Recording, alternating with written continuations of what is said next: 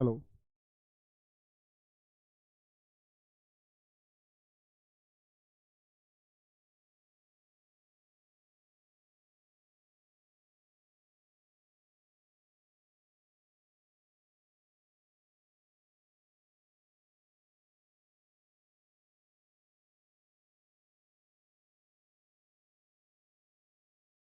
जय हिंद दोस्तों, मैं नवीन शर्मा आप सभी का स्वागत करता हूं। आशा करता हूं आप सब एकदम अच्छे हैं, एकदम बेहतरीन हैं। एक बार सारे प्यारे दोस्त बताएंगे आप सब कैसे हैं। उम्मीद करेंगे अच्छे होंगे, शानदार होंगे, बहुत अच्छे से पढ़ाई करते होंगे अपने उन सब ड्रीम्स को फुलफिल करने के लिए जो आपने सोचे हैं, जो लिखे हैं। और वो सब पूरा भी होगा अगर आप बहुत मेहनत से और बहुत शिद्दत के साथ में आगे अपनी पढ़ाई को करते जा रहे हैं और हर रोज़ मेहनत करते हैं। और मेहनत का पता चलता है जब आप रात को सोने की स्थिति से पहले जब आप ये विचार करते हैं कि हाँ, आज मैंने दिन में बहुत मेहनत की थी। अगर वो थॉट तुमको आता है तो इसका मतलब है तुम राइट ट्रैक पे हो, एकदम से सही दिशा में चल रहे हो, सही मार्ग पर तुम। लेकिन अगर सोते टाइम ये थॉट आए कि यार आज का दिन वेस्ट कर दिया, इसका मतलब आप खुद को पीछे कर रहे हैं। तो उस तरह के थॉट से हर रोज बचेंगे तो अपने आप दिन बेहतर होता जाएगा। हर दिन बेहतर होता जाएगा। तैयारी का हर एक पल आपका, हर एक पल बोलते हैं, हर एक दिन बेहतर करना चाहिए, तब आप कंपटीशन में सबसे आगे हो पाते हैं।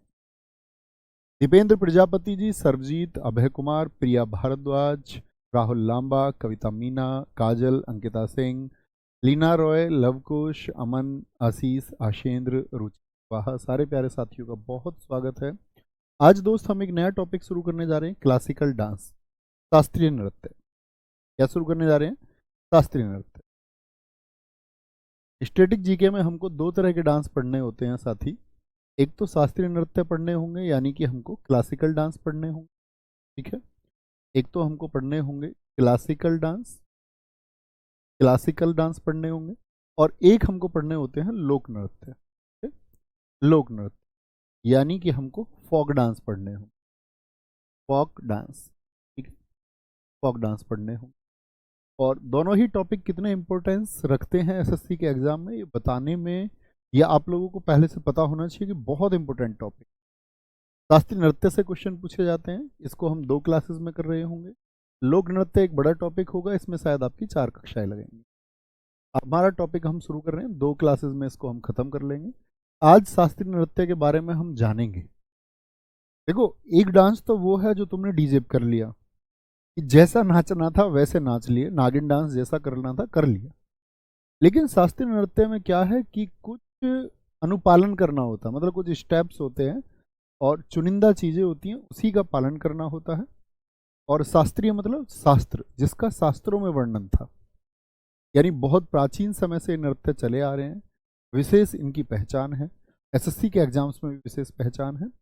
इसमें आज शास्त्रीय नृत्य के बारे में जितनी भी हम इंफॉर्मेशन लेंगे उसमें कोई ट्रिक्स नहीं होंगी, प्लीज़ पहली बात तो ये ध्यान रख लें। कल हम इसके जो डांसर्स हैं वो पढ़ रहे होंगे, यानी आज क्लास 1 में हम इसके बारे में जानेंगे विस्तार से, और क्लास 2 में साथ ही हम जान रहे होंगे इसके जो डांसर्स हैं। यहाँ पर ट्रिक होंगी क्योंकि प्रश्न सबसे ज़्यादा डांसर्स से पूछा जाता है और इन्फॉर्मेशन। तो पहले एक अच्छे छात्र की तरह सारी जितनी सूचनाएं हमको होनी चाहिए शास्त्रीय नृत्य के बारे में उनको जानेंगे, कल कलाकारों को जानेंगे। ओके, ठीक है। और जब आज की क्लास होगी, मैंने बताया जब कभी भी नया टॉपिक होगा, आज लगभग 2 बजे के करीब या 2 बजे से पहले तक आपको पीडीएफ मिल जाएगी इसकी शास्त्रीय नृत्य और उसके आपके कलाकार। यानी आज की जो क्लास है और कल जो क्लास होगी पीडीएफ आपको आज ही मिल जाएगी, ठीक है। उसको देख करके आप अपने नोट्स हूबहू बना सकते हैं, और या चाहे तो क्लास में लेके फिर नोट्स को बैठा करो। ओके, आगे शुरू करें साथी। शास्त्रीय नृत्य विधाएं यानी कि क्लासिकल डांस, क्या मैंने नाम बोला इनका? इनका नाम है क्लासिकल डांस। कितने साथी जानते हैं क्लासिकल डांस देश में कुल कितने हैं? क्लासिकल डांस देश में कुल कितने हैं, कितने साथी जानते हैं?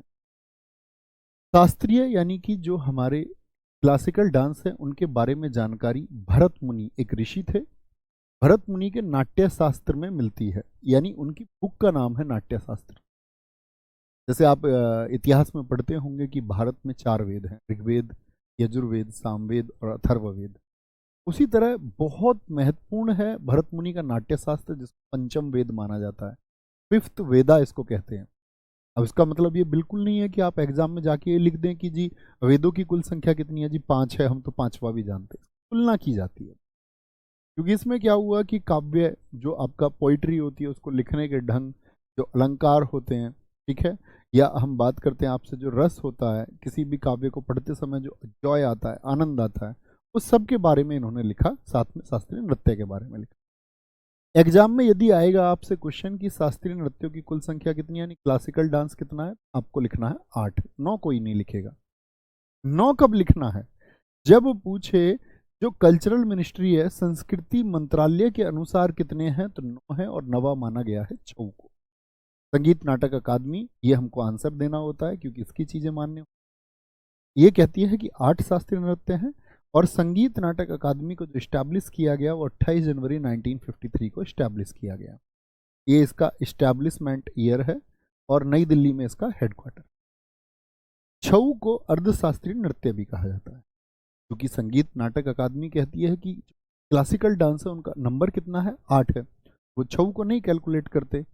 अब मैं आपसे जानना चाहूंगा, छऊ मैंने आपको कहाँ का बताया था? छऊ एक उत्सव में भी हमने पढ़ा था, पुरुलिया छऊ, मयूरभंज छऊ, सरायकेला छऊ। तो छऊ हमने कहाँ का पढ़ा था? क्या आप बता पाएंगे सारे साथी? क्या बोलेंगे? तो क्या कहेंगे? आप कहेंगे जी भैया। यानी कि हमको आंसर लिख के आना है कि संगीत नाटक अकादमी कहती है, संगीत नाटक अकादमी कहती है कि शास्त्रीय नृत्यों की संख्या 8 है। वह संगीत नाटक अकादमी जो 28 जनवरी 1953 को, 28 ऑफ जनवरी 1953 को इस्टेब्लिश की गई दिल्ली में, वह कहती है कि 8 क्लासिकल डांस है। लेकिन जो कल्चरल मिनिस्ट्री है, संस्कृति मंत्रालय, कहता है कि शास्त्रीय नृत्यों की संख्या 9 है। और नवा किसको मानते हैं? छऊ को मानते हैं। इस सब के बारे में जानकारी हमको कहाँ से मिलती है?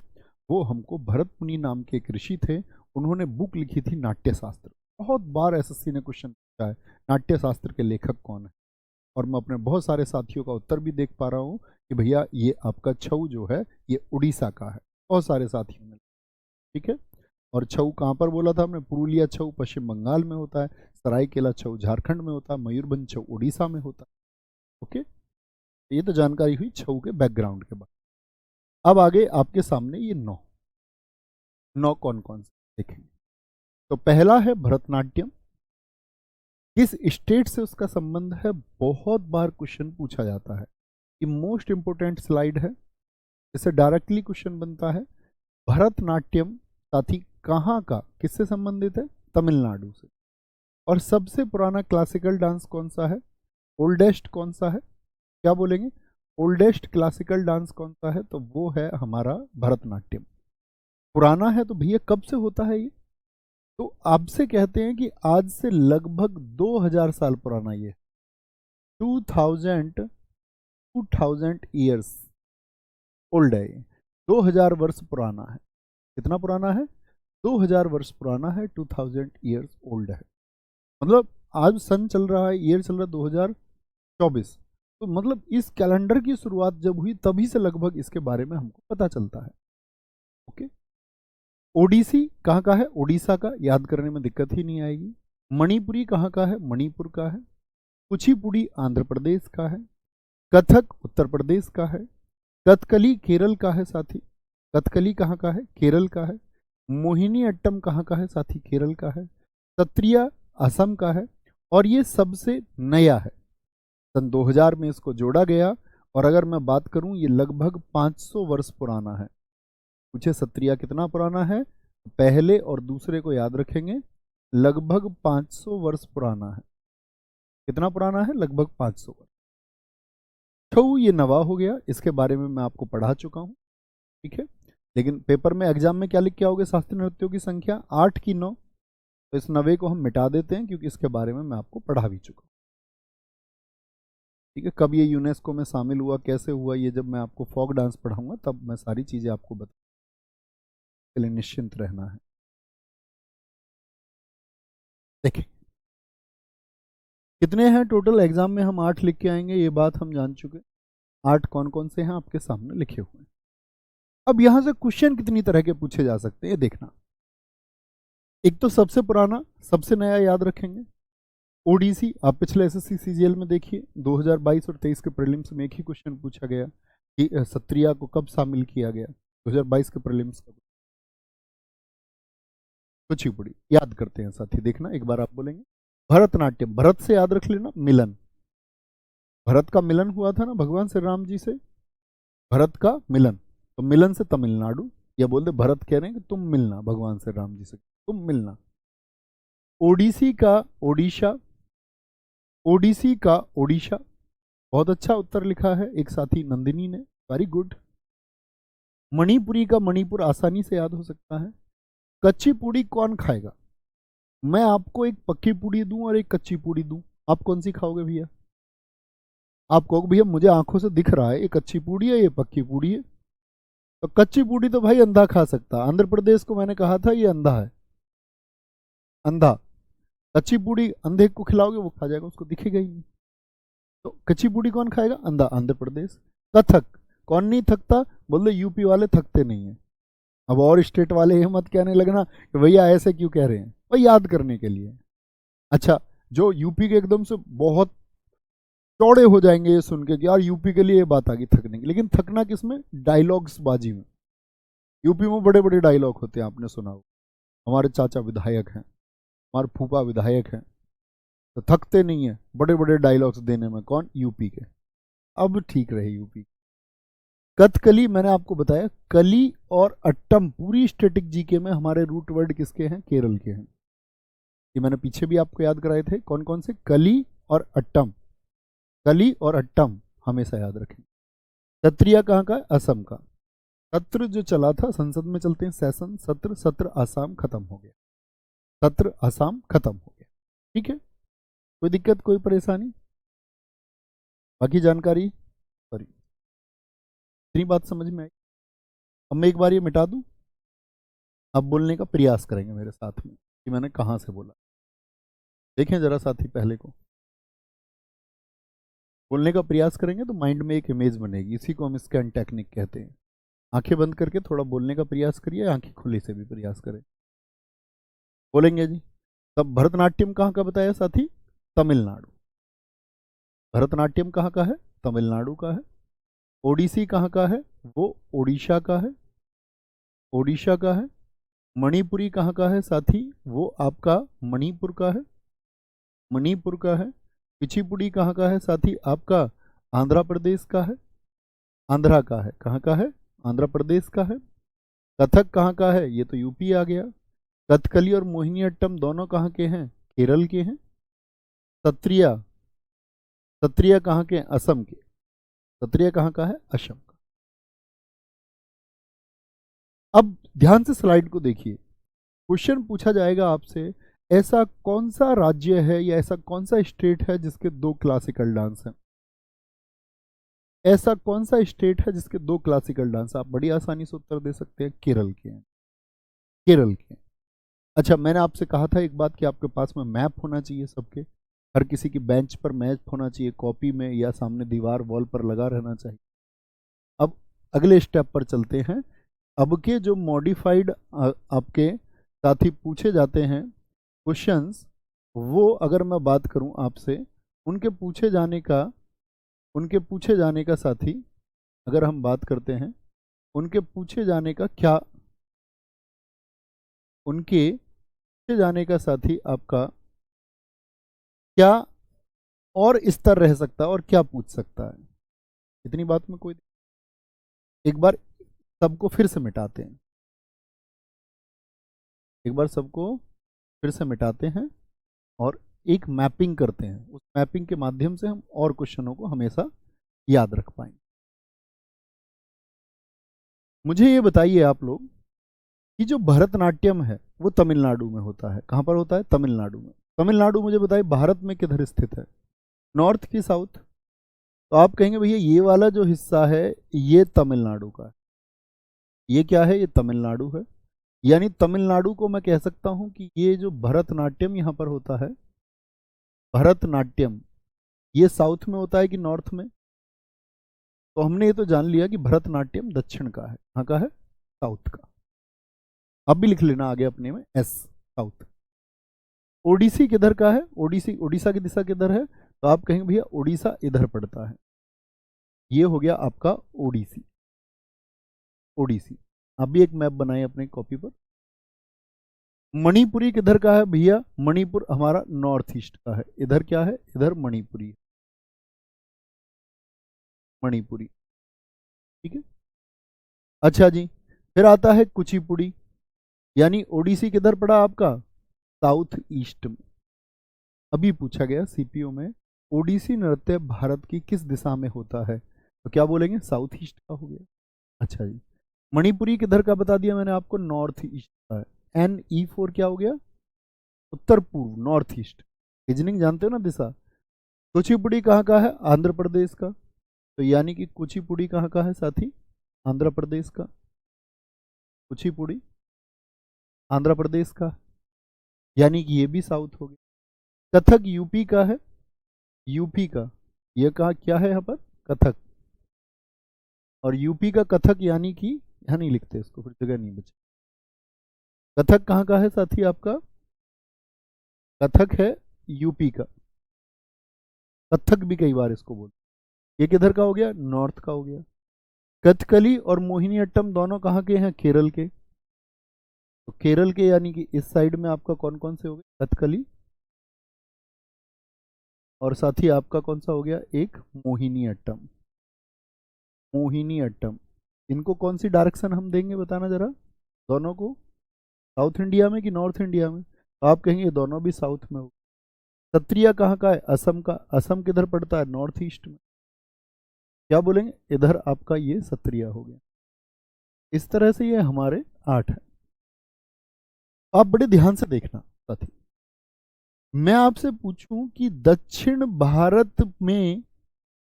भारत में कितने शास्त्रीय नृत्य होते हैं? दक्षिण भारत में, ओ हो,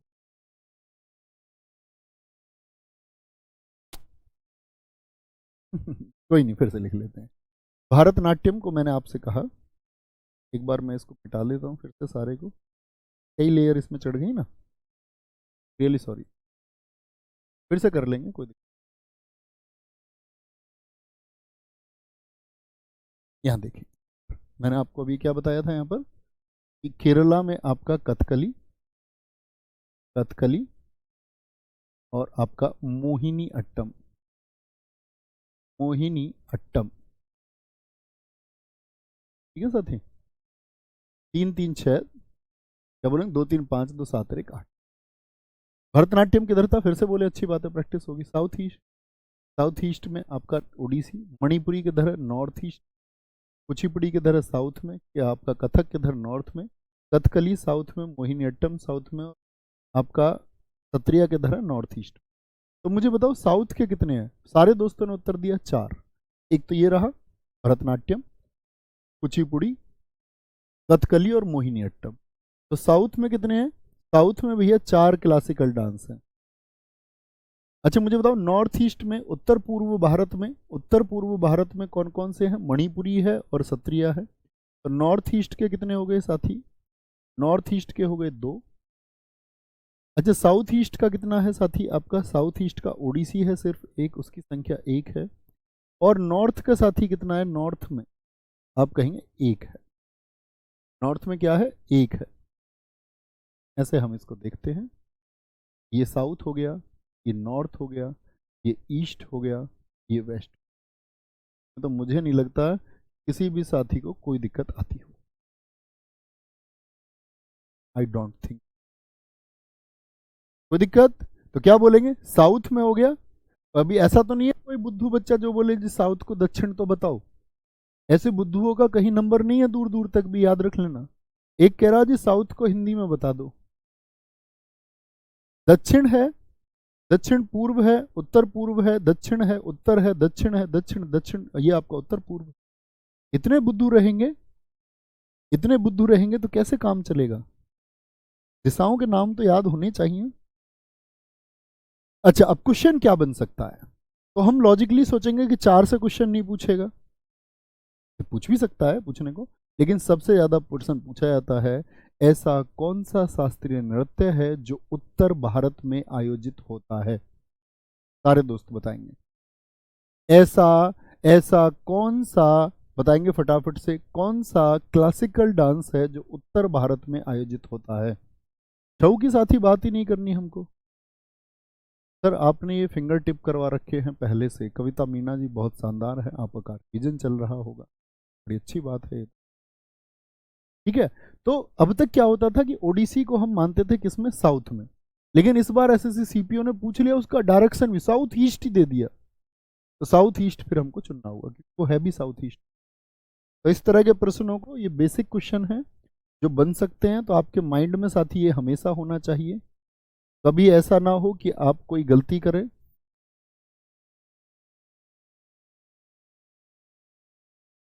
कभी ऐसा ना हो कि आप कोई गलती करें।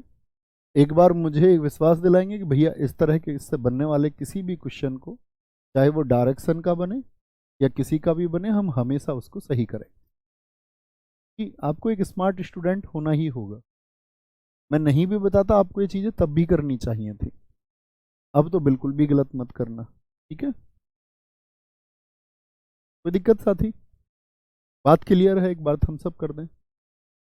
उत्तर भारत का एक ने तो कथकली लिख दिया है, बताओ इसको, बुद्धू को इतना अभी भी समझ में नहीं आ रहा है कि कथकली केरल का, और केरल किस दिशा में है, बताने के बावजूद कथकली लिख रहे हो तुम यार। बाकी सब कथक लिख रहे, एक ने कथकली लिखा, एक देखो ये कविता मणिपुरी लिख रही है।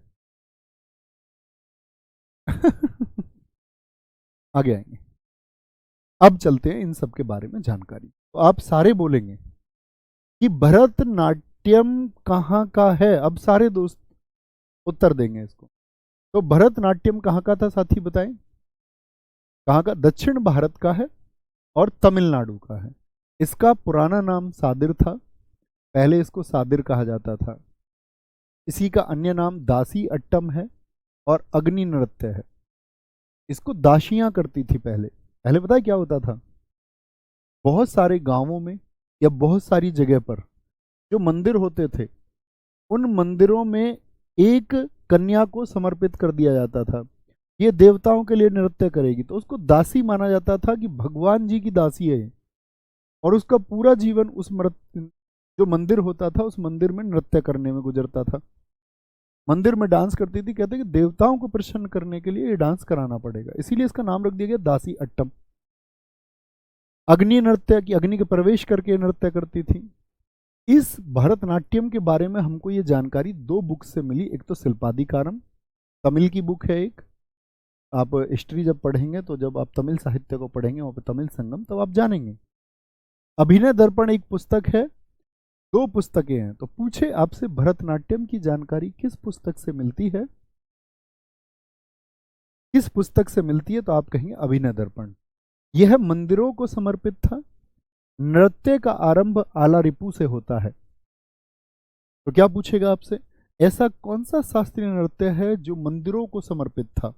तो दासियां जो डांस करती थी आपका मंदिर में जाकर के, टेंपल में जाकर के, आला रिपु। देखो कोई भी जो शास्त्रीय नृत्य, मैंने बोला इसमें कुछ कलाएं होती हैं, कुछ स्टेप होते हैं, तो जो पहला स्टेप है भरतनाट्यम का, जो इसकी स्टार्टिंग होगी वो किससे होगी, आला रिपु से। आपसे क्या क्वेश्चन पूछेगा, दो तरह से, कि भरतनाट्यम की शुरुआत किस स्टेप से होती है, या आपसे पूछ लेगा आला रिपु। आज तक पूछा गया आला रिपु का संबंध किस शास्त्रीय नृत्य से है। आला रिपु किससे है, आला रे आला, भरत से मिलने को भगवान से राम जी आ रहे हैं, आला रे आला, आला रिपु। कटका मुख हस्त मुद्रा, इसमें तीन उंगलियों को जोड़ करके क्या बनाते हैं, ये ओम का साइन बनाते हैं, तीन उंगलियों को जोड़ करके। तो आपसे कभी भी पूछे कटका मुख हस्त मुद्रा का संबंध किससे है, थोड़े टिपिकल वर्ड्स हैं, लेकिन एसएससी बहुत पूछती है, आप प्रीवियस ईयर उठा के कभी देखना। मैं कहूँगा, मैं हमेशा से छात्रों से कहता था, अब से 2 साल पहले भी स्टैटिक जीके में, कि बड़े महत्वपूर्ण प्रश्न होते। बहुत सारे साथियों ने अंत भी लिख दिया है जी, थिल्लाना पर इसका अंत होगा, राजमीना जी, अभिषेक, अनिरुद्ध, कृतिका, बहुत शानदार। नृत्य का जो अंत होता है वो तिल्लाना स्टेप पर होता है, थिल्लाना।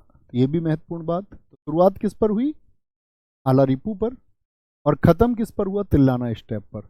नट्टूवार भरतनाट्यम में कविता पाठ करता है। एक तो नाचने वाला हो, डांस करने वाला डांसर हो गया, एक है जो वहां पर कविता पढ़ रहा है, उसको बोलते हैं नट्टूवार। तो नट्टूवार का संबंध किससे है, भरतनाट्यम से। धुन के लिए कर्नाटक संगीत का प्रयोग होता है, और एकल, एकल मतलब एक, एक कलाकार द्वारा विभिन्न भूमिकाओं को दर्शाया जाता है।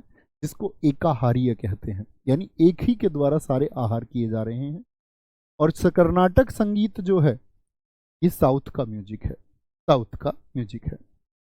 भारतीय संगीत के बारे में आपको जानना होगा कि भारतीय संगीत के दो हिस्से हैं। कितने? भारतीय संगीत के दो हिस्से हैं, यानी इंडियन म्यूजिक को दो पार्ट में हम बांटते हैं साथी आपका। एक तो हम बांटते हैं उत्तर भारत, तो जो नॉर्थ में होता है उसको हम बोलते हैं हिंदुस्तानी संगीत, और दक्षिण भारत में जो होता है उसको कर्नाटक संगीत हम कहते हैं। तो अभी कौन सा संगीत मैंने आपको बताया? सारे साथी बताएंगे। अभी मैंने आपको भरतनाट्यम में कौन सा संगीत, तो भरतनाट्यम नॉर्थ का है कि साउथ का है? तो साउथ का। तो साउथ में कौन सा म्यूजिक होगा भैया? आप केरल देख के आए ना इस डांस को? हाँ, केरल में हम मोहिनी अट्टम देख के आए साथी, कथकली देख के आए, मैंने लाइव भी दिखाया था इंस्टाग्राम आपको। सुनील भाई ठीक कह रहे हैं। इस नृत्य में भाई जब म्यूजिक आएगा तो क्या बोलेंगे, उसमें कौन कौन से वाद्य यंत्र होते हैं? मृदंगम, अभी आप इनके फोटोज दिखाऊंगा मैं आपको जब म्यूजिकल इंस्ट्रूमेंट्स में पढ़ाऊंगा। वीणा जो माँ सरस्वती जी के पास है, भगवान श्री कृष्ण जी के पास जो बांसुरी है आदि का प्रयोग होता है। जैसे क्वेश्चन पूछा हुआ है भरतनाट्यम में कौन से वाद्य यंत्र का प्रयोग होता है, तो मृदंगम, वीणा और बांसुरी। कोई दिक्कत, कोई परेशानी? रिपीट कर लें एक बार, देख लो इसको अच्छे से, कौन सा पॉइंट ऐसा है जो आपको क्लियर नहीं है। आंखें बंद करिए, बोलिए कि तमिलनाडु, मेरी बात सुनिए ध्यान से भैया, दक्षिण भारत में तमिलनाडु में एक शास्त्रीय नृत्य है आपका जिसका नाम है आपका क्या? भरतनाट्यम। भरतनाट्यम की अगर हम बात करते हैं साथी किस राज्य में? तमिलनाडु राज्य में आयोजित किया जाता है। यह मंदिरों को समर्पित है। इसका पुराना नाम सादिर था। इसी नृत्य को हम दासी अट्टम और आपका अग्नि नृत्य के नाम से भी जानते हैं। इस नृत्य की शुरुआत आलारिपू से होती है और इस नृत्य का जो अंत होता है वह थिल्लाना पर होता है। कट का हस्त मुद्रा का इस्तेमाल भी किसमें होता है? भरतनाट्यम में ऊंट का साइन बनाया जाता है। अगर हम संगीत की बात करते हैं तो संगीत कौन सा प्रयोग होगा? दक्षिण भारत का, अर्थात हमारा कर्नाटक संगीत इसमें प्रयोग होता है। ठीक है। नटुवार क्या करता है? कविता का पाठ करता है और एक ही कलाकार के द्वारा विभिन्न भूमिकाओं को किया जाता है, इसीलिए उसको एकाहार्य हम कहते हैं। क्या बोलते हैं? एकाहार्य। इसमें प्रयुक्त जो वाद्य यंत्र हैं वह मृदंगम, वीणा और बांसुरी है। बोलो आया मजा? इस तरह की जानकारी भी आपको इकट्ठी करनी होंगी अगर टॉपर लिस्ट में आना चाहते हो। तो काम चलाना चाहते हो तो बात दूसरी, काम तो चलता रहेगा, फिर 2-4 साल 5 साल तैयारी चलती रहती है बच्चों की। ठीक है, कोई दिक्कत, कोई परेशानी? आगे आएंगे भैया। आपने उनसे कोई क्वेश्चन तो नहीं पूछ लिया था? नहीं दोस्त, मैं क्या क्वेश्चन, वो उनकी एक्सपर्टीज है उसमें, बहुत आगे। तो बस 4 लाइन जानते हैं उसके बारे में, वो उसके कलाकार हैं, सम्मान्य लोग हैं कि भारत की जो पुरानी संस्कृति और कला है उनको बचाए हुए है कोई। ओके सर, वॉइस कम आ रही है बेटा, आ रही है ना? कम को मैं धीमे ही बोलता हूँ, ठीक है। मैं धीमे ही बोलता हूँ, मैं हमेशा बच्चों से कहता भी हूँ, उनको बताता हूँ कि एक स्टूडेंट को ऑनलाइन स्टडी के दौरान अपनी आंखों का और अपने कान का ख्याल रखना है। आंखों का इसलिए, जैसे आप देख रहे हैं ना, बैक कैसा है? ब्लैक कलर का है। आप पुरानी यूट्यूब वीडियोस खोलिए, उन सब के बैकग्राउंड आपको वाइट मिलेंगे। मैंने इसके बारे में अवेयरनेस प्रोग्राम चलाया, सब लोगों से बात की, सब टीचर्स से बात की कि बच्चों को हमको ब्लैक बैकग्राउंड पे, बहुत सारे लोग माने उस चीज़ को फॉलो करते हैं, बहुत सारे लोग अभी भी नहीं फॉलो करते ब्लैक बैक, कुछ लोग वाइट बैकग्राउंड पे। क्या आप आंखें खो देंगे अपनी वाइट बैकग्राउंड पे पढ़ेंगे तो। और साथ में आप याद रख लेना, माइंड का एक वर्क फंक्शन है। आपसे किसी ने प्यार से कुछ जो बोला होगा वो मेमोरीज हमेशा आपके माइंड में रहेंगी। आप भूल जाएंगे स्कूल में आपके दोस्त ने आपको किस प्रकार से गाली दिया, किस प्रकार के चिल्ला के उससे बात की थी, नहीं याद रहेगा। क्योंकि मस्तिष्क की मेमोरी का ये सिद्धांत है कि जो बहुत तेज आवाजें उससे टकराती हैं वो रिफ्लेक्ट होकर वापस चले जाती है एक टाइम के साथ। तो बहुत अधिक चिल्लाने की अवस्था में ना तो अध्यापक को पढ़ाना चाहिए और ना किसी को पढ़ना चाहिए। ये मूल नियम है कुछ पढ़ने के। ठीक है, आंखों का ख्याल रखना है। हमें सारे स्टूडेंट से ये भी कहता हूँ कि आपको अपनी आंखों के लिए प्रैक्टिस करनी चाहिए, 2 मिनट इन आंखों को देनी है। इस संसार को आप इन आंखों से देखेंगे। आप सोचिए, आप पढ़ते हैं और कल आपको पता चले कि आप देखने लायक नहीं रहे, क्या ही अर्थ है उस अध्ययन का? कि आप सुनने लायक नहीं रहे, है ना? बहुत धीमे ही सुनना चाहिए, मैं बोलता ही धीमे हूं। ओडिसी कहाँ का है साथी, बोले सारे दोस्त। उड़ीसा का है। कि भगवान कृष्ण से संबंध है इसका। यह त्रिभंग मुद्रा में किया जाता है। त्रिभंग मुद्रा किसकी है? ओडिसी की। इसे ओरिली भी कहा जाता है, तो ओरिली। इसकी शुरुआत किससे होती है? मंगलाचरण। और अंत किस पर होता है साथी? मोक्ष पर। अब याद करिए उसको क्या बताया था मैंने, अब एकदम से याद आएगा। तमिलनाडु। तमिलनाडु का जो भरतनाट्यम है उसकी शुरुआत आलारिपू पर, उसका अंत किस पर हुआ? थिल्लाना पर। इसकी शुरुआत मंगलाचरण से। तो मंगलाचरण का संबंध किस शास्त्रीय नृत्य से है? और मोक्ष का संबंध किस शास्त्रीय नृत्य से है? मंगलाचरण यानी पृथ्वी माता को पुष्प अर्पित किया जाता है शुरुआत में, और मोक्ष जो अंतिम होता है उसमें थरिजम डांस होता है, एक ओडिसी का ही भाग है। तो कभी भी पूछे थारिजम जो डांस है उसका संबंध किससे है? थारिजम का तो हम बोलेंगे भैया ओडिसी से। ठीक है। कह रहे भैया इसीलिए लोग कॉल पर धीरे धीरे बात करते हैं। हाँ, तो प्रेम की बातें ध्यान रहती हैं, शब्द भी ध्यान रह जाते हैं, तेज आवाजें ध्यान नहीं रहती है। बोला करो, कोई तेज बोले तो सर नहीं, तेज नहीं, धीमे। धीमे के पक्ष में आपको होना चाहिए कि आपको आवाज भर आए और आप सुन। नृत्य के उदाहरण, इस डांस के बारे में जानकारी जैसे हमको आपका भरतनाट्यम के बारे में 2 पुस्तकों से मिली। उदयगिरी और खंडगिरी की गुफाएं हैं। ये गुफाएं कहाँ पर हैं? आपका ये गुफाएं हैं उड़ीसा में। गुफाओं से भी क्वेश्चन पूछता है एसएससी, तो वहां से इनके बारे में प्रमाण मिलता है। मुख्यतः वहां की जो महारी जनजाति है उसके द्वारा ये किया जाता है। नृत्यांगनाएं शरीर से जटिल ज्यामितीय पैटर्न बनाती हैं। इसे सचल मूर्ति कहा जाता है, जैसा कि फोटो में भी हमने दिखाया आपको। ज्यामितीय पैटर्न कौन सा है? जो उन्होंने बना रखा है। ठीक है, एक ज्यामितीय पैटर्न बनाती है, उसको सचल मूर्ति कहा जाता है। यह नृत्य जल तत्व का प्रतीक है। प्रयोग वाद्य यंत्र इसमें होते हैं मंजीरा, पखावज होता है ढोलक के जैसा ही, और ढोल और सितार प्रयोग होता है। ठीक है, देखेंगे तो क्या क्या मैंने आपको बताया। ओडिसी नृत्य का संबंध जो है वो भगवान श्री कृष्ण से है। इसके लिए कौन सी मुद्रा इस्तेमाल होती है? तो त्रिभंग मुद्रा आप याद रखेंगे। और एक जो विशेष प्रकार का ज्यामितीय पैटर्न बनता है उसको हम क्या बोलते हैं? सचल मूर्ति कहते हैं। इसकी शुरुआत साथ ही मंगलाचरण से होती है, अंत इसका मोक्ष पर होता है। और जब मोक्ष को परफॉर्म किया जाता है, प्रदर्शित किया जाता है, तो थारिजम डांस भी किया जाता है। इसी को हम ओरिली भी कहते हैं। ठीक है, और क्या बताया मैंने, किसके द्वारा होता है ये आपका मुख्यतः महारी जनजाति के द्वारा किया जाता है। इसके बारे में जो एविडेंस मिलते हैं, साक्ष्य मिलते हैं, वो उदयगिरी की और या खंडगिरी की जो गुफाएं हैं उसमें इनके बारे में जानकारी मिली है कि इस तरह का नृत्य किया जाता था। वहां पर कुछ लेख मिले हैं। ठीक है, केव्स में, जिसको केव एडिक्ट हम बोलते हैं, गुफाओं पर लिखा मिला है इसके बारे में। जो आपका वाद्य यंत्र है इसमें सितार भी इस्तेमाल होता है, आपका पखावज भी इस्तेमाल होता है, मंजीरा भी इस्तेमाल होता है, ढोर भी इस्तेमाल होता है। ठीक है, बहुत जरूरी है। आगे आइए, मणिपुरी बताएं जी, मणिपुरी कहाँ का है?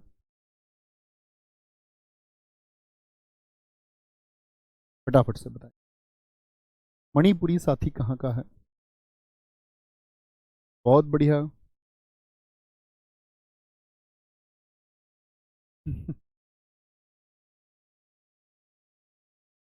सर पहले आप शास्त्रीय नृत्य के नर्तक भी पढ़ाएंगे उनको, कल की कक्षा में हम करेंगे। आपने शायद शुरुआत से क्लास नहीं की, स्नेहा गुड़िया, आपको शुरू से पढ़ना चाहिए, पूरी क्लास किया करो। शुरुआत में ही बताता हूँ कि हम क्या पढ़ेंगे इस टॉपिक। मणिपुरी किससे है? ये भगवान विष्णु जी से संबंधित है। ओडिसी किससे था? भगवान श्री कृष्ण से संबंध था उसका। भगवान श्री कृष्ण के बाल्यकाल की कहानियां इसमें भी समझाई जाती हैं, मणिपुरी में भी, और किसमें? ओडिसी में भी। इसके 3 प्रमुख शैली हैं। लाई हरोबा मोस्ट इंपोर्टेंट, मुझे नहीं लगता एसएससी का कोई भी शिफ्ट खाली रहा हो। शिफ्ट से मतलब एग्जाम। संकीर्तन और रासलीला, 3 तरह की परफॉर्मेंस होती। तो बहुत पूछा जाता। लाई हरोबा तो मैंने आपको याद भी लाया। ओ संग लाई मणि, तो यो संग त्योहार और लाई हरोबा एक फेस्टिवल भी है। कहाँ का? मणिपुर का एक फेस्टिवल भी है। तो आपसे पूछे लाई हरोबा नृत्य किसका भाग है? लाई हरोबा याद रखेंगे मणिपुर का। जी भैया, हमको पहले से याद है। इसमें पेना एक वाद्य यंत्र है। वाद्य यंत्र का मतलब होता है म्यूजिकल इंस्ट्रूमेंट, जैसे आप पीपनी बजाने लग जाओ, सीटी बजाने लग जाओ, तो ये सब कहाँ के हैं? तो मणिपुरी में प्रयोग होता है। ठीक है, पेना वाद्य यंत्र का प्रयोग किया। नृत्य वाद्य यंत्र बजाना मतलब जो डांस करेगा वही म्यूजिकल इंस्ट्रूमेंट बजाता है और गाना भी वही गाता है। ये सब एक ही व्यक्ति द्वारा किया जाता है और उस व्यक्ति को हम बोलते हैं पंगचोलेम। क्या बोलते हैं? पंगचोलेम। तो पंगचोलेम का संबंध किससे है? मणिपुरी से है। इंपॉर्टेंट है। जैसे साथ ही अभी मैंने बताया कि इसकी 3 प्रमुख स्टाइल हैं, शैली हैं, 3 तरह से किया जाता है, लेकिन इसके 2 पार्ट हैं, जागुई और चोलेम। मणिपुरी के 2 प्रमुख भाग हैं। इसमें 64 तरह की तालों का प्रयोग होता, पैर की थाप, हाथ की थाप। नागबंद मुद्रा, जिसमें शरीर 8 के आकार में वक्रों के माध्यम से जुड़ा होता, कर्व्स के माध्यम से, इस तरह के कर्व्स बॉडी में। ठीक है। नागबंद मुद्रा का संबंध किससे है साथी? तो नागबंद मुद्रा नहीं भूलना एक तो वर्ड। ठीक है। जागोई और चोलेम नहीं भूलने। कि चोलेम वर्ड मैं कहता हूँ कि बीएसएफ, पैरामिलिट्री फोर्सेस से लेकर के एमटीएस, सीएचएसएल, सीपीओ, सीजीएल, हर एक एग्जाम में क्वेश्चन और कई कई बार पूछा गया है। सुनील जी ने लिखा है, सर जी झावेरी बहनें मणिपुरी से रिलेटेड है ना? जी हाँ, हम झावेरी सिस्टर्स के बारे में पढ़ेंगे कल की कक्षा में साथी। वो 4 बहनें हैं, दर्शना, नैना, रंजना, सुवर्णा। चारों बहनों के नाम है और चारों ने देश का नाम ऊंचा किया है। कोई दिक्कत? सर जी डीएसएसबी का एग्जाम कब तक होगा? बेटा यहाँ क्लास में सिर्फ क्लास की बातें करनी है, इस पे फोकस करना है। एग्जाम कब होगा? वो होगा ही। अगर आपके अंदर दम होगा तो आप वो पेपर निकाल ही लेंगे, और पेपर जब होगा तब होगा ही। उन चिंताओं में फंसना ही नहीं है। ठीक है। पहले अपनी वेल्थ क्रिएट करनी, वेल्थ का मतलब अपनी ताकत क्रिएट करनी है, पढ़ना है। आप सड़क पर खड़े थे, आपने देखा एक गाड़ी निकल के गई, अब आपने एक माइंड में लगातार ये चल रहा है, मैं ये गाड़ी खरीदूंगा, मैं ये गाड़ी खरीदूंगा, मैं ये गाड़ी खरीदूंगा, मैं मुझको ये लेना, उस चिंताओं में डूबे हुए। तो ये फालतू की चिंताएं आपको छोड़नी होंगी। आपको एक कैमरे की तरह काम करना है। जैसे कैमरा उस गाड़ी का फोटो खींच ले, कैमरा, तो कैमरा क्या सोचेगा कि मुझको ये गाड़ी लेनी है? तो आप कहेंगे नहीं जी। तो एक स्टूडेंट को हमेशा इन सब चीजों के प्रति विरक्त हो जाना है। विरक्त का मतलब जब आप तैयारी करते हैं तो डूब के पढ़िए, क्योंकि DSSB का बैच चल रहा है, बैच में आप आ चुके हैं, तो सीधी सी बात है, परीक्षा से पहले ये बैच होगा, तो आपको फोकस परीक्षा पर नहीं, इस बैच पर करना है। तो उसके अतिरिक्त जो कोई भी बातें, उनसे अगर आप ध्यान हटाएंगे तो आप सिलेक्शन के करीब जाएंगे। ओके, कोई दिक्कत? बात समझ में आई मेरी? पंगचोलोम कभी नहीं भूलना भैया, आगे आएंगे एक बार फिर से देख लेते हैं। वैष्णव, जैसे ओडिसी भी भगवान श्री कृष्ण से संबंधित था, इसमें भी भगवान श्री कृष्ण के बाल्यकाल की कहानियां। इसकी 3 प्रमुख शैलियां मैंने आपको बताई। इसमें सबसे महत्वपूर्ण है साथी लाई हरोबा, रासलीला और संकीर्तन। कौन सा म्यूजिकल इंस्ट्रूमेंट मैंने इसमें आपको बताया? पैना। मैंने कहा कि इसमें गाना गाना, नृत्य करना और साथ में आपका म्यूजिक भी देना एक ही व्यक्ति के द्वारा किया जाता है, उसको पुंगचोलम कहते हैं। जो हमारा 3 शैली मैंने आपको बताई, लाई हरोबा, संकीर्तन, रासलीला, मैंने बताया कि इसके 2 भाग भी हैं मणिपुरी के। 2 भाग कौन कौन से हैं? संकीर्तन बोलेंगे, और आपका संकीर्तन, रासलीला और लाई हरोबा, ये तो हुए इसकी 3 शैली। 2 भाग कौन कौन से हैं इसके साथ ही बोलेंगे? तो 2 भाग है, जागुई और चोले, 64 ताल और नागबंद मुद्रा। चौथा बताएंगे भैया, कुचिपुड़ी कहाँ का बताया था मैंने? साउथ का कि नॉर्थ? बोलेंगे साउथ का कि नॉर्थ का? बताएंगे सारे दोस्त। Very good, very good. गुरुजी त्रिभंग मुद्रा करके दिखाइए। भाई साहब, मैं इतना बड़ा डांस का एक्सपर्ट होता तो मैं उसमें शास्त्रीय नृत्य ही कर रहा होता। मेरा काम पढ़ाने का, मैं एक टीचर हूँ, मैं आपको स्टेप थोड़ी करके दिखा सकता हूँ कि आप कहेंगे भैया ये ओरिली का स्टेप बनाइए, 64 तालों का प्रयोग करके दिखाइए। ये दर्शाएगा सिर्फ और सिर्फ इस तरह की बातें आप करते हैं कि आप एक बुद्धू छात्र हैं। बुद्धू छात्र समझते हैं? चलो, कुचिपुड़ी, क्या बोलेंगे? कुचिपुड़ी आंध्र प्रदेश के कृष्णा जिले के एक गांव कुचेलापुरम के नाम पर इसको रखा गया। तो अभी पूछा गया था आपका, पिछले एसएससी सीजीएल 2022 के प्रीलिम्स को आप देखेंगे कि आज जो नहीं, सॉरी, एसएससी सीजीएल प्रीलिम्स में नहीं पूछा गया, सॉरी, ये पूछा गया था Delhi police head constable ministerial, जो एडब्ल्यूओ वाला, दोनों में सेम क्वेश्चन पूछा गया था कि कुचिपुड़ी का जन्म आंध्र प्रदेश के किस जिले से हुआ। यह भाषण यानी कि जो कलाकार अपने मुख से शब्द निकाल रहा है और डांस कर रहा है उन दोनों को जोड़ता है। भागवत पुराण को आधार माना जाता है।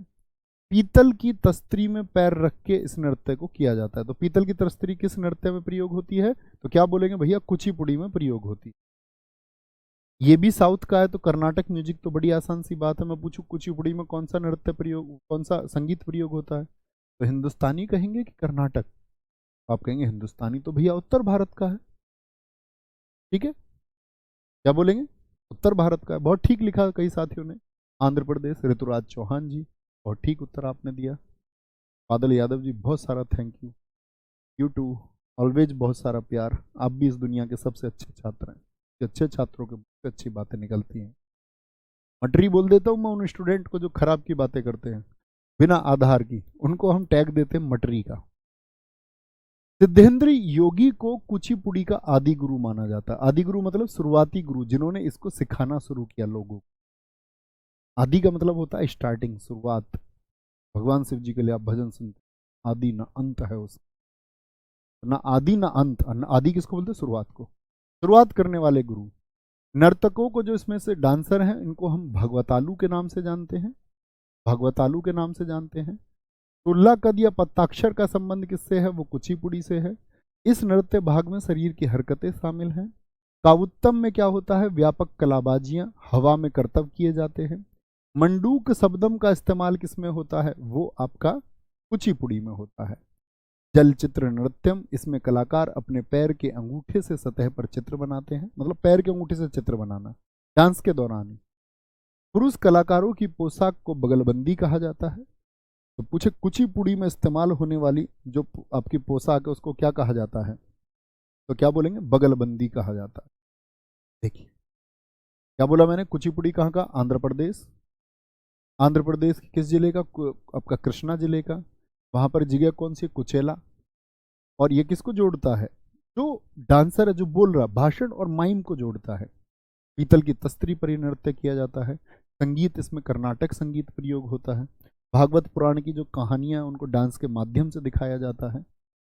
और कौन इसके मैंने आदि गुरु आपको बताए कि भैया इसके जो आदि गुरु हैं वो सिद्धेंद्र योगी हैं, जिन्होंने इसको सबको सिखाया। जो डांस करने वाले उनको भगवतालू कहते हैं। और यहाँ पर मैंने बताया एक जलचित्र नृत्यम भी होता है, जिसमें कलाकार पैर के अंगूठे से क्या करता है? सतह पर एक चित्र बनाता है।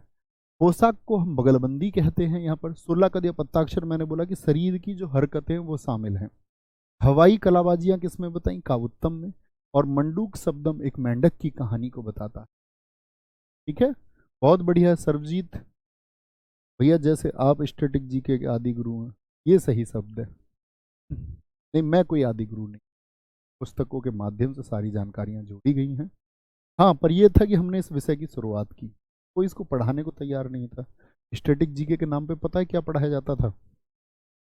सोचो, प्रमुख बांध, प्रमुख नदियां, उनकी सहायक नदियां, पठार, एयरपोर्ट, परिवहन। तो पेपर से कोई लेना देना था नहीं दूर तक। और बच्चा स्टैटिक जीके में पेपर दे के आता है, जो नहीं पढ़ता। अभी भी जो छात्र नहीं पढ़ रहे होंगे, मान के चलो विनर्स बैच से नहीं जुड़े हुए हैं या अपने छात्र ही नहीं है, किसी माध्यम से बेचारे नहीं जुड़ पाए, उनको ये सब देखने को ही नहीं मिलेगा कहीं भी। कई भाई साहब एक्टिव हो गए ऑफलाइन सेंटर्स में, उन्होंने कॉपी निकाल के बांट दी। बच्चे का भला होना चाहिए, एटलीस्ट हमारी पीडीएफ ले लो, दिक्कत नहीं है। हमारा तो कोई भी पढ़ा रहा है कहीं भी, मेरी तरफ से अपने कंटेंट का कॉपीराइट कहीं नहीं। सबको जाए, सब पढ़ लें उसको, एटलीस्ट पढ़ाओ। ऐसा नहीं है कि वो तैयार करके। अब लोग क्या पढ़ते हैं? हिस्ट्री की 100 क्लासेस पढ़ाते हैं, इतिहास की 100 क्लासेस, और प्रश्न आने हैं 1-2 बेसिक प्रश्न आएंगे जिसमें से बच्चा कर ही लेता है। आप पढ़ रहे हैं इकोनॉमिक्स की 100 वीडियोस, इकोनॉमिक्स ज्योग्राफी आज परीक्षा से गायब हो चुके हैं। वेटेज ही नहीं बचा। वेटेज बचा है पॉलिटी। पॉलिटी सबसे पहला वेटेज स्टैटिक जीके का, दूसरा पॉलिटी का, तीसरा करंट अफेयर्स का। ये तीनों लगभग 80% को कवर कर देते हैं, बाकी 20% में सब कुछ है। ठीक है साहब। कथक, कथक का अन्य नाम क्या? नटवरी। बोलो कथक कहाँ का है साथी? ये राधा कृष्ण की कथाओं पर आधारित है। घुंघरू और चक्कर इस नृत्य की प्रमुख विशेषताएं। देखिए चित्र में उन्होंने पहने हुए भी हैं दीदी ने। एक कहानी सुनाने के लिए इस नृत्य का प्रयोग होता है, इसे पढ़ंत कहा जाता है। कथक नृत्य की जो वेशभूषा है वो अनारकली सूट पहना हुआ है। लंबी कमीज चूड़ीदार, जो नीचे पजामी पहनी जाएगी वो चूड़ीदार होगी। यह नृत्य लखनऊ घराना, जयपुर घराना, बनारस घराना और रायगढ़ घराना शैली में किया जाता है। आपके दिमाग में प्रश्न आएगा भैया घराना क्या, तो घराने हम पढ़ेंगे। घराने का मतलब होता है साथी, जैसे मानिए कि जब म्यूजिक की शुरुआत हुई तो किसी एक व्यक्ति से हुई होगी। उस एक व्यक्ति का केंद्र क्या था, तो उसके स्टूडेंट वहां आए तो लखनऊ में जो चला तो लखनऊ घराना हो गया। जयपुर से जो शुरुआत हुई तो जयपुर, जिस घर से शुरुआत हुई उसको जयपुर घराना हम कहते हैं। कथक की शास्त्रीय शैली को 20वीं शताब्दी में लेडी लीला सोखे के द्वारा पुनर्जीवित किया गया, नहीं तो कथक खत्म हो चुका था। तो कथक को रिवाइव किसने किया है, क्या बोलोगे? कथक को भैया किसने रिवाइव किया है? तो लेडी लीला सोखे ने, लेडी लीला सोखे ने, लेडी लीला सोखे ने, लेडी लीला सोखे। तो कथक के बारे में महत्वपूर्ण चीज, एक तो ये उत्तर का अकेला शास्त्रीय नृत्य है, नॉर्थ का अकेला है बेचारा, एकला चलो रे, अकेला है। ये राधा कृष्ण की कथाओं पर आधारित है। घुंघरू और चक्कर, ये मैंने आपको बता दिया, महत्वपूर्ण चीज नहीं है। क्या बोलोगे? घराना, तो पूछे कि आपका कथक का संबंध किस घराने से है, तो लखनऊ, जयपुर, बनारस और रायगढ़ घराना। इस तरह का प्रश्न नहीं पूछता, प्रश्न हमेशा पूछता है क्योंकि घराने ज्यादा है, तो पूछा कथक का संबंध किस घराने से नहीं है, और इसके अलावा अन्य नाम दे देगा, कोई अन्य नाम दे। ठीक है, शिवम कुमार जी बहुत धन्यवाद मेरे साथी। कथकली, और कथकली केरल का है, और कौन सा था केरल का दूसरा बताएंगे? कथकली विशेषतः पुरुषों के द्वारा किया जाता है, हालांकि अब तो महिलाएं भी इसको करने लग गई हैं। रामायण महाभारत की कहानियों का नृत्य इसमें किया जाता है। हम ये देख के आए थे कथकली जब हम केरल गए। इसमें जो हीरो होता है नायक, उसको पाचा बोलते हैं। एक खलनायक आता है, खलनायक, जिन साथियों ने मेरी वो वीडियो देखी होगी वो जाने होंगे वो कैसे आके उससे लड़ता है। तो खलनायक है जो इससे आके लड़ता है। ठीक है, इसको कथी कहते हैं, कथी मतलब जो हमने देखा तो पहले ये आता है, और इसको दो स्त्रियां फिर रिझाती हैं। तो ये किसी एक की तरफ चला जाता है तो दूसरी वाली नाराज होती है, दूसरी की तरफ चला जाता है तो पहली वाली नाराज होती है। इस तरह की चीज़ों में फिर ये दोनों को मनाता है, उसमें दोनों को खुश करता है कुछ कुछ गिफ्ट करके। और फिर एक विलेन आता है, ठीक है, विलेन की एंट्री होती है, और उसमें बहुत सारी कथाएं, जैसे हमारे समय हमारे वहाँ पर देखा गया था जब हम इसको देख रहे थे, तो जो दुशासन है, तो दुशासन के वध की कथा को दिखाया था वहाँ पर महाभारत की। खलनायक, इसमें चेहरे का हाव भाव का प्रदर्शन किया जाता है, चेहरे से करता है सब कुछ, आंख वाँखों से, ऐसे आंखें मटका करके, मुंह मटका करके सारा डांस करता है। तो बड़ा इंपॉर्टेंट क्वेश्चन है कि कौन सा नृत्य इसमें चेहरे का हाव भाव प्रदर्शित किया जाता है। और ये एक थिएटर में होता है, मतलब आगे यहाँ पर स्टेज होती है और यहाँ पर ये दर्शक बैठे रहते हैं ऐसे, ये शायद आपने भी देखा होगा, ऐसे फिर चेयर्स होती हैं। तो ये जो जगह है इसको बोलते हैं थिएटर, ये कुट्टम पालम है, बहुत इंपॉर्टेंट है। कथकली का थिएटर क्या कहलाता है? कुट्टम पालम। कथकली में 24 मुद्राएं होती हैं।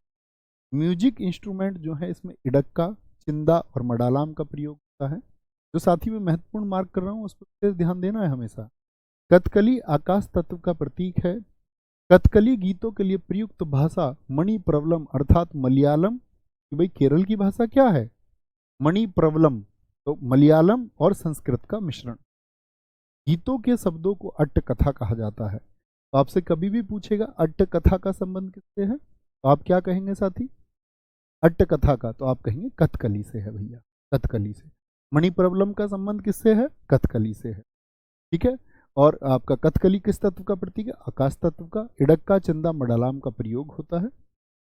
इसमें जो नायक है वो पाचा होता है, खलनायक को कथी कहते हैं। रामायण महाभारत की कहानियां इसके आधार हैं। ठीक है, और नाट्य स्थान कुट्टम पालम कहलाता है।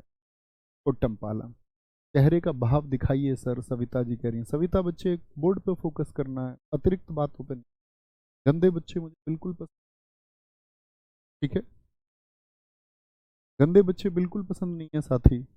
गंदे बच्चे से मतलब होता है कि आप लीक से हट के बातें करते हैं। तो जब आप टाइप कर रहे होते हैं तो आपको इतनी बुद्धि नहीं होती कि टाइप करते टाइम अब आपका मेरा ध्यान कक्षा से हट गया, तो जब मेरा ध्यान कक्षा से हट गया और मैंने इस कमेंट करने को ज़्यादा महत्व दे दिया तो मेरा ध्यान उस घर परिवार से भी हट गया जिसने सपने लगा रखे हैं मुझसे। साथी बहुत मेहनत करनी है, डूब के तन्मयता के साथ में। ऐसी मेहनत करो कोई और ना कर पाए, तब तुम टॉप पे रहोगे। नहीं तो कोई भी रिप्लेस कर देगा तुमको, 2 दिन में कर देगा कोई, 1 महीने में कर देगा। ठीक है, टॉप पे बने रहना, निरंतर मेहनत करनी है।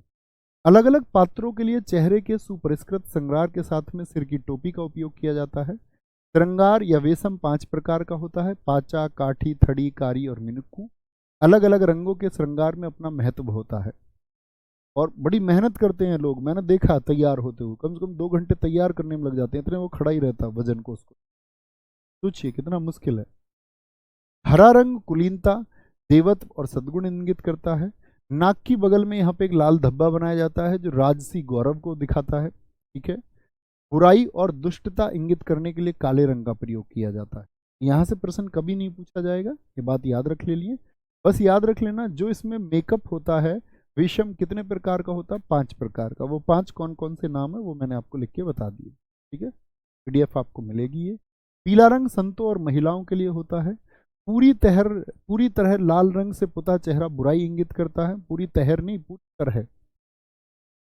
सफेद दाढ़ी उच्चतर चेतना और देवत्व वाले प्राणियों को इंगित करती है। तो ये आपकी जानकारी के लिए, परीक्षा से इससे कोई लेना देना नहीं।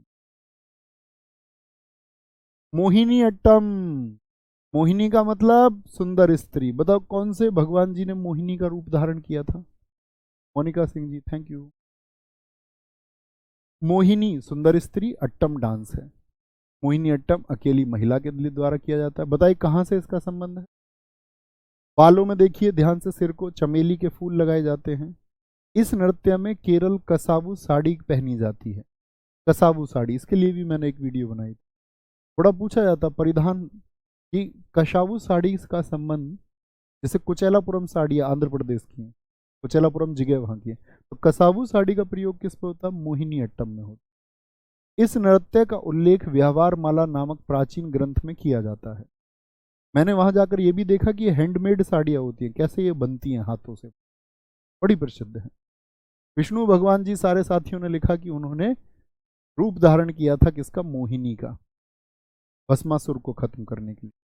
विष्णु के स्त्रीण रूप की कहानी शामिल है। तो भगवान विष्णु जी ने जो अपना स्त्री का रूप धारण किया था, भस्मासुर जो सबके ऊपर हाथ रख के उनको भस्म कर देता था, तो भगवान विष्णु जी ने मोहिनी बने। मोहिनी देख के वो चक्कर में आ गया तो उसने भी डांस किया। इधर से भगवान विष्णु जी ने डांस किया। लास्ट में बोले कि मेरी तरह तुझको कॉपी करते रहना है। लास्ट में हाथ रखवा दिया, हाथ रख दिया उसने, खुद भस्म हो गया।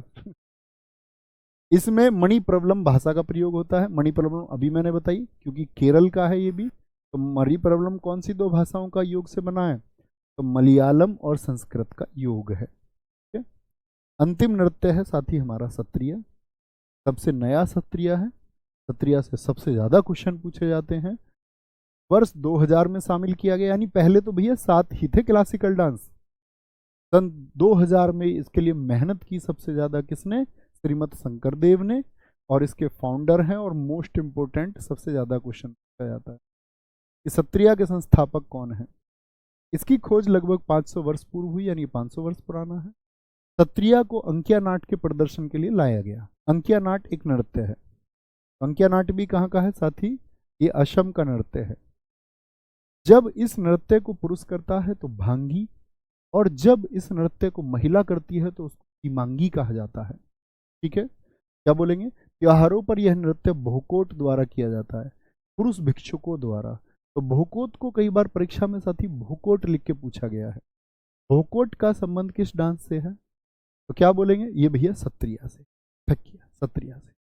इसमें बोरगीत संगीत का प्रयोग होता है। जब हम संगीत को पढ़ेंगे तब मैं आपको बताऊंगा भी उस टाइम पे कि बोरगीत का संबंध किससे है, और बड़े अच्छे से मैं इसको याद कराता हूँ वहाँ पर। आज शाम तो यार बोर हो गए थे और बहुत सारे संगीत होंगे, तब हम तभी याद करेंगे। नृत्य का जो बाहुना भाग है भगवान श्री कृष्ण जी की कहानियों पर आधारित है। तो ये जो हमारे 8 शास्त्रीय नृत्य थे उनके बारे में जानकारी थी साथी। आपसे उम्मीद करूंगा आप गहनता के साथ में 15-20 मिनट इसको पढ़ेंगे। सत्रिया कहाँ का है? असम का। और उसके बाद में कल इसके डांसर्स को हम याद करने का प्रयास करेंगे। वे ट्रिक्स बहुत सारी चीज़ें शामिल होंगी। बस आप लोग रिवीजन करते रहना। थैंक यू, नमस्ते, मिलते हैं साथी कल, और बड़ा ज़बरदस्त रहा। थैंक यू, जय हिंद।